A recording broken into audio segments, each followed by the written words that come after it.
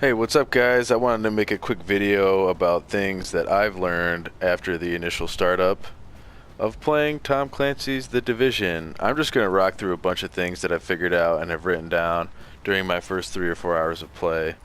The first thing is that there's really no loading screens, which makes it really easy to navigate, go from mission to mission, while staying immersed in the game. One thing I don't like is that there's no crouch or prone while you're kind of in this free roam mode or free walking. They do have a nice cover system that works very well for not getting hit by bullets. Unless somebody's out angling me, they usually really can't hit you. And they have a nice move to move cover system. So when you're in cover, you can kind of see my X is highlighting over other cover. And it actually goes out pretty far too, which is kind of nice. Like oops. And there's a dive too. You can hit X and dive, which is pretty nice. It works really well if people are throwing grenades at you. This is the cover system though. Moving around from cover to cover. It makes it pretty good, and your guy kind of stays low, moves fast, and you won't get hit by any bullets. One thing I did like is aiming down the sights. You can actually flip-flop your shoulders by holding L2 to aim down your sights and hitting L3. So if I wanted to kind of peek around this truck, I could just hit L3 and manually peek instead of using the cover system, which is really nice. I've played some other third-person shooter games where you can't do that, and it's kind of a total pain in the ass. Another thing I do like, the being able to quick switch between two primary weapons is really nice. Right now I'm rocking the M4 and the shotgun, which is like the M93 Express or something. I probably got that wrong. But this thing is great for close quarters. I think it has a damage of like 1200 or something, which is really awesome. It can drop, in the normal mode, it can drop people in one hit if you're close enough. With the pistol, I really like the pistol. They're actually pretty strong. I was kind of surprised at how easy it is to take people down in normal mode with the pistol. Another nice thing is that you have infinite ammo. I mean, it's kind of cool. It's kind of corny, but at least you never know. At least you know that you're never gonna run out of ammo, which is really nice. And like I said, they are pretty strong, so that's good. The backpack. This is a cool aspect that I wanted to mention, that your backpack actually has its own inventory slot, so you're not just rocking around Crash Bandicoot in the world, putting bazookas in your pockets and all that. So the backpack I have right now holds 20. Well, I'm holding 20 pieces out of 33, which is pretty cool. I mean, like I said, it's cool that there's no weight. Weight might be kind of cool and slow your guy down and be more realistic, but it's nice that they've added this, so you kind of forces you to stop back at the hub and stash some of your weapons. Another thing I like that I'll show you in here is the mods. So they have really cool modding system, and I don't have a lot of unlocks right now, but I just like how many options you get. So you get a scope, a magazine, and an underbarrel attachment for the shotgun. And with the M4, there's definitely a lot more. Well, maybe just one more. It's just the muzzle, but it's cool. Like, you can totally trick out your gun. It's nice, like other games where you can only put a scope on, or you can put a vertical grip on, and like that's it. You can have either or. And in this, it's going to be really cool mid to late game to have totally tricked out weapons.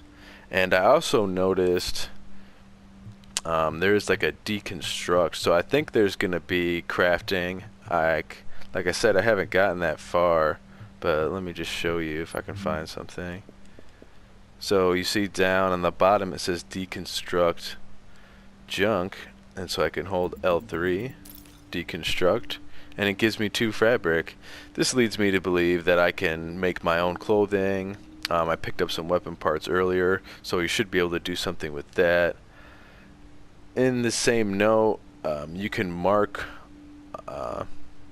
pieces as junk, which is really nice. So when you go back to the vendor, instead of hitting X to sell and then X again to confirm, you can get all your junk together and just sell it in one click. And so that's pretty nice. The map is really cool. The thing I most like about it is that it actually shows all the streets.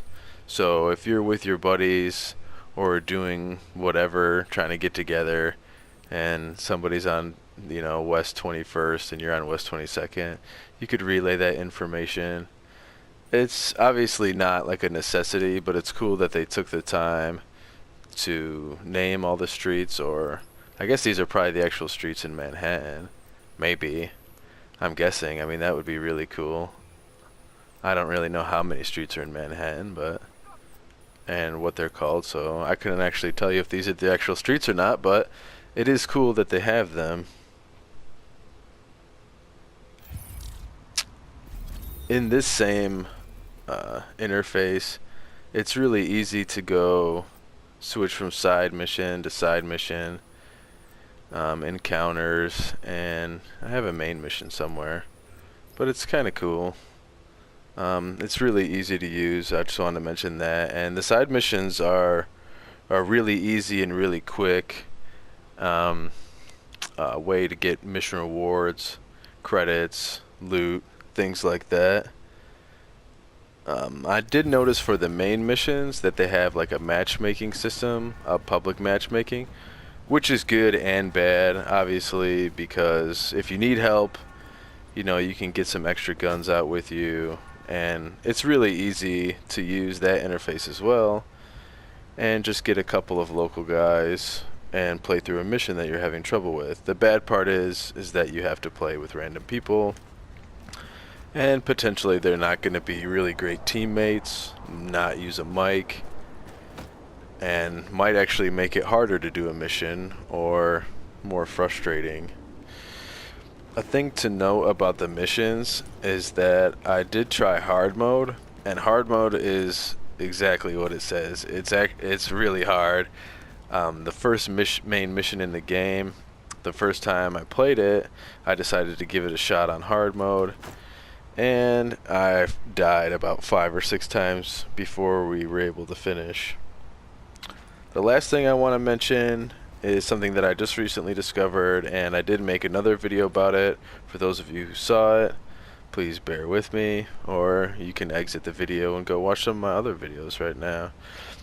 But when you pick up the canned food, the energy bars, water, explosive bullets, incinerator bullets, etc., to use these things, you just hold down right on the D-pad, and you can scroll through, see what they're going to buff, and if you want to use one, I'll use one right now. I'll use the explosive bullets.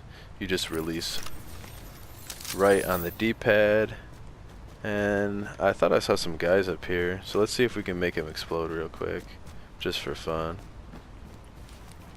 Those are civilians. Those look like bad guys, right? No.